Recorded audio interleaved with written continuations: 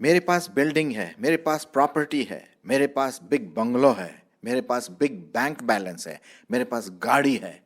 क्या है तुम्हारे पास? मेरे पास माँ है।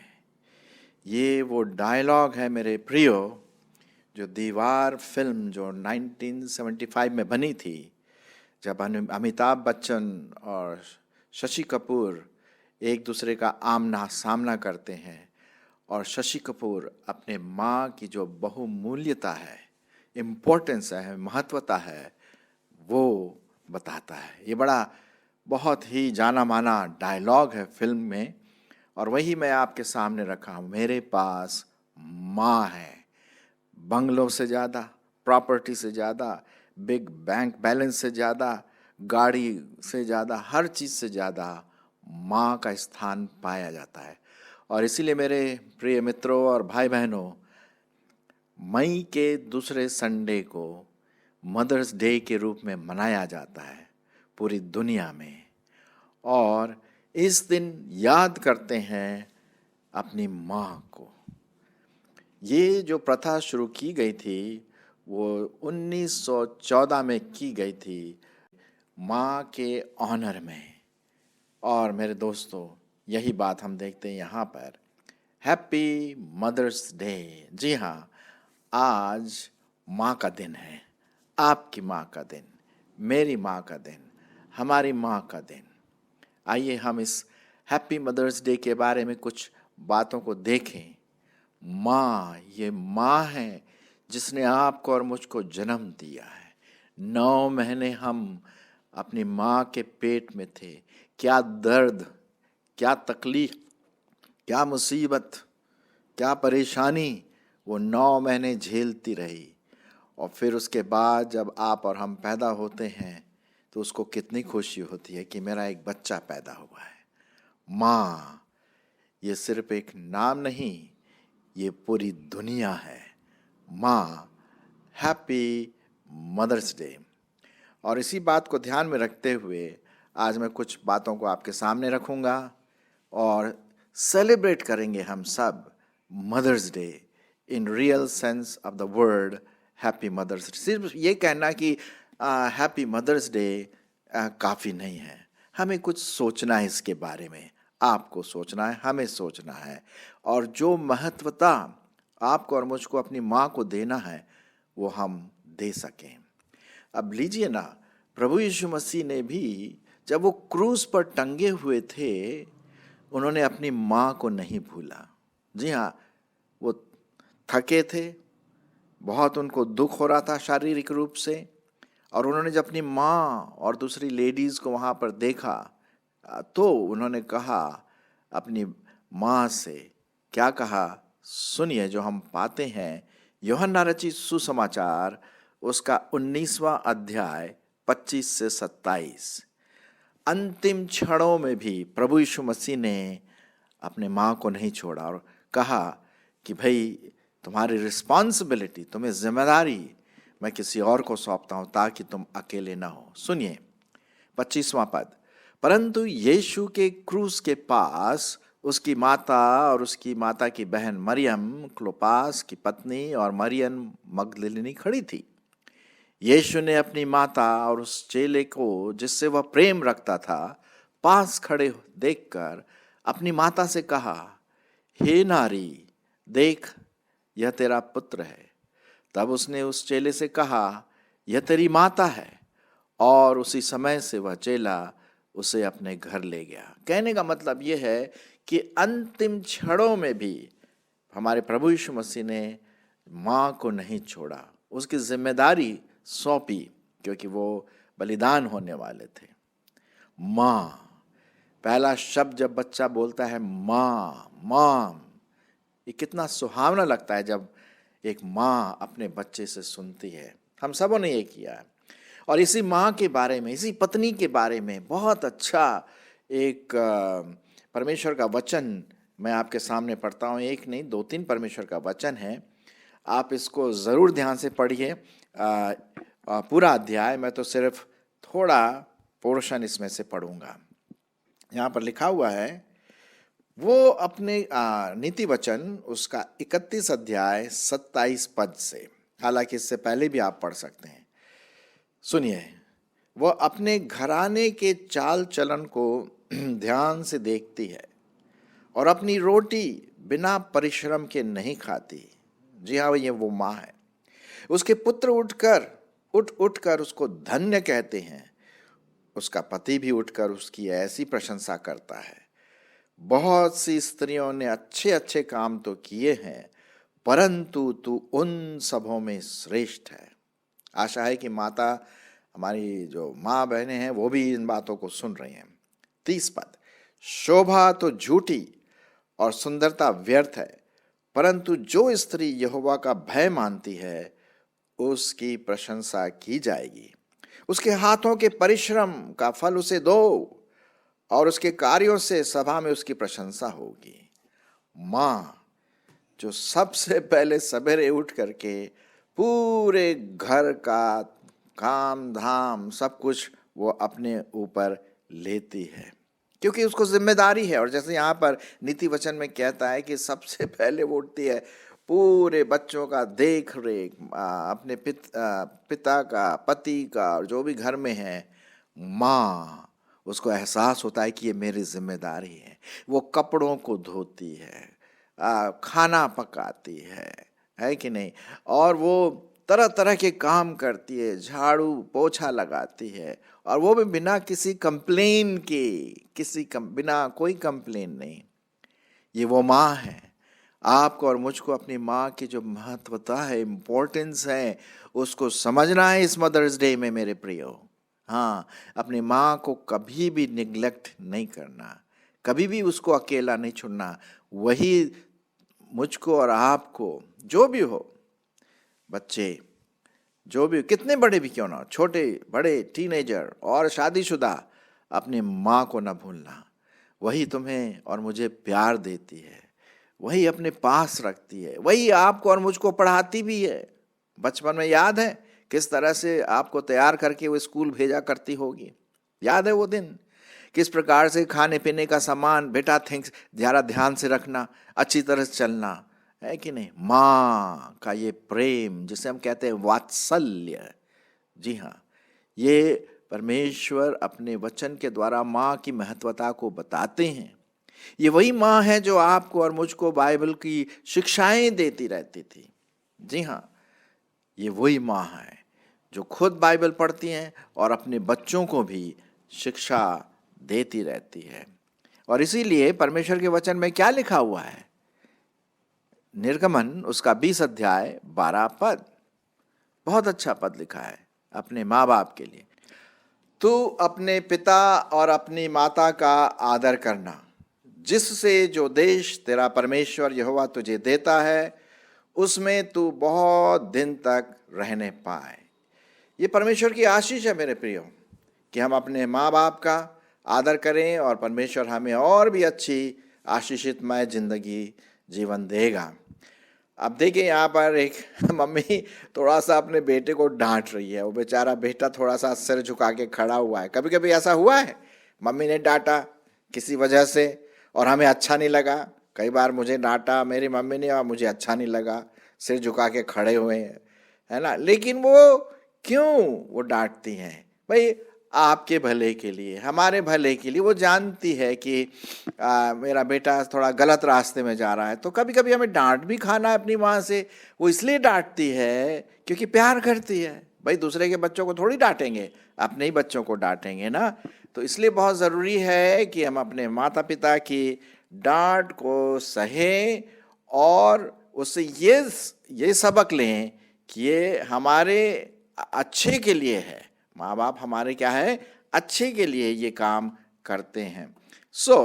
अपनी माँ बाप का जो डांट है उसको परमेश्वर की ओर से लेना है, जब तभी तो हम अच्छे आगे चल करके बन जाते हैं। हाँ, माँ हमारी बहुत प्यारी माँ रहती है और हमें उनका आदर करना है, उनको प्यार करना है। अगर वो डांटे डपटे भी कोई बात नहीं, कोई बात नहीं, मम्मी तो करती हैं भाई, तभी तो मम्मी के बच्चे कहलाते हैं, है कि नहीं। तो ये बात देखिए, और इसीलिए परमेश्वर का वचन बहुत साफ रीति से कहता है कि नीति वचन उसका पहला अध्याय और उसका 8 और 9 पद क्या लिखा हुआ है? हे मेरे पुत्र, अपने पिता की शिक्षा पर कान लगा और अपनी माता की शिक्षा को न तज, क्योंकि वे मानो तेरे सिर के लिए शोभायमान मुकुट और तेरे गले के लिए कंठमाला होगी। नीति वचन 1, 8 और 9। तो यहां पर हम देखते हैं मेरे प्रियो कि बाइबल के वचन के अनुसार बाइबल ये बताती है कि जिस प्रकार से हमें अपने माता पिता का आदर करना है, उसी के साथ साथ हमें उनकी शिक्षा को भी लेना है। और जो वो शिक्षा हमें देते हैं माँ बाप, उनको हमें कैसे रखना है? जैसे कि गले के लिए कंठमाला होती है। अब गले में जब लगाते हैं माला, तो इसका क्या मतलब है? इसका मतलब ये है कि वो मेरे बहुत करीब है। मेरी माँ की शिक्षा, मेरे पिताजी की शिक्षा मेरे इतने करीब है कि जैसे गले में ये कंठमाला लटकी हुई है। तो हमें हमेशा अपने माँ बाप की, अपने माँ की जो शिक्षा है, चाहे वो डांट की शिक्षा हो, थोड़ी सी प्यार की भी शिक्षा हो, बाइबल की शिक्षा हो, वो इसलिए करते हैं ताकि हम अच्छे बने, बड़े होकर के हम अच्छे समाज के लिए एक अच्छा उदाहरण, आदर्श पेश कर सकें। ये बहुत ज़रूरी है। माँ, वो शब्द हम सिर्फ ऐसे नहीं बोले कि हैप्पी मदर्स डे, लेकिन आपका और मेरा संबंध हमारे माँ के साथ कैसा है, वही ये बताएगा कि सच में हैप्पी मदर्स डे है कि नहीं। अब इस पिक्चर में देखिए, यहाँ पर एक बड़ा पुत्र वयस्क हो गया है। वो अपनी बूढ़ी माँ के लिए क्या दे रहा है? अरे साहब, फ्लावर दे रहा है। Mother's day, happy mother's day mummy, सुंदर, बहुत अच्छा आपके लिए, आप इसको लीजिए। और माँ बड़ी खुश हो गई है, बेचारी बैठी हुई है कुर्सी में, और वो बैठी हुई बड़ी खुशी के साथ। अच्छा लग रहा है ये पिक्चर देख करके, खुशी का अनुभव। आपको पता है, कभी कभी आजकल मुझे बहुत दुख के साथ ये कहना पड़ रहा है कि आजकल हम लोग अपने माँ को तज देते हैं। जी हाँ, अपने माँ को जब बड़े हो जाते हैं तो माँ को उतना प्यार नहीं देते हैं, हम भूल जाते हैं। मैंने कई ऐसे न्यूज़ देखा है, टीवी में आपने भी देखा होगा कि जब बड़े हो जाते हैं, शादी भी हो जाती है, और पति पत्नी और उनके 1-2 बच्चे जो ग्रैंड मदर है या नाना नानी है, उन पर ध्यान नहीं देते हैं। अरे ये सोचते हैं कि बस कब निकले ये हमारे घर से, और उसकी कोई चिंता नहीं करते। कभी कभी ओल्ड एज होम में डाल देते हैं, पैसा दे देते हैं और ओल्ड एज होम में डाल दिया। चलो कम से कम हर दिन का चिक चिक चिक चिक तो नहीं होगा। नहीं मेरे प्रियो, ये कतई नहीं होना चाहिए। आपको आपकी माँ ने जन्म दिया है, क्या इस प्रकार का व्यवहार ये सूट करता है? क्या प्रभु इस प्रकार का व्यवहार चाहता है? नहीं। क्या यही प्रेम है? नहीं, ये प्रेम नहीं है। हैप्पी मदर्स डे जाकर के बोल दिया महीने में एक बार, साल में एक बार, और छुट्टी नहीं। अपनी माँ को कभी नहीं भूलना। बाइबल में बहुत अच्छा पद मैं आपके लिए पढ़ूंगा जो लिखा हुआ है, नीति वचन उसका 23 अध्याय और 22 पद। नीति वचन उसका 23 अध्याय और 22 पद।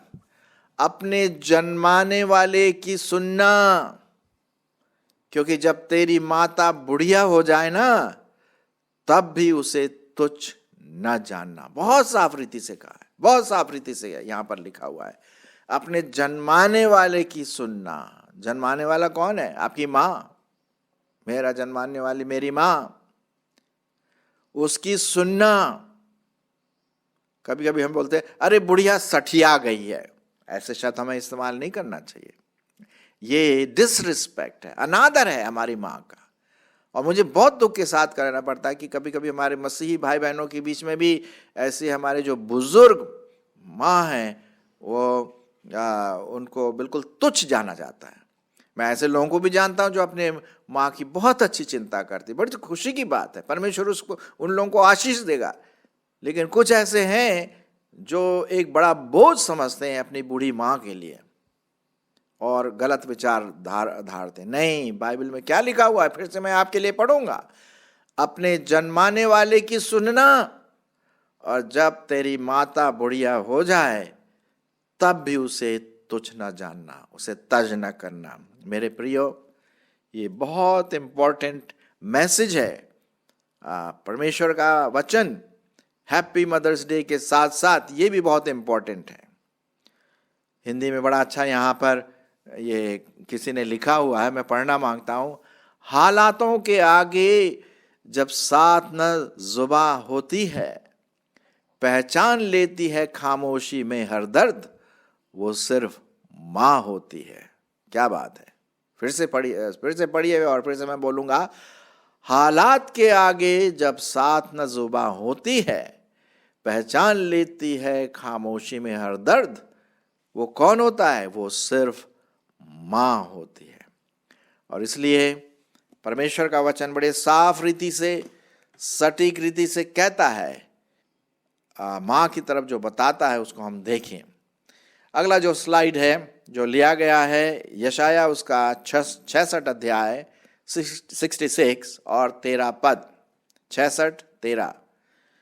और यहाँ पर प्रभु परमेश्वर जो माँ की जो ममता है, माँ का जो कंफर्ट है, माँ की जो शांति है, अपने कंफर्ट के साथ जोड़ता है। सुनिए, जिस प्रकार माता अपने पुत्र को शांति देती है या कंफर्ट देती है, प्यार देती है, वैसे ही मैं भी तुम्हें शांति दूंगा, तुमको यरूशलेम में ही शांति मिलेगी।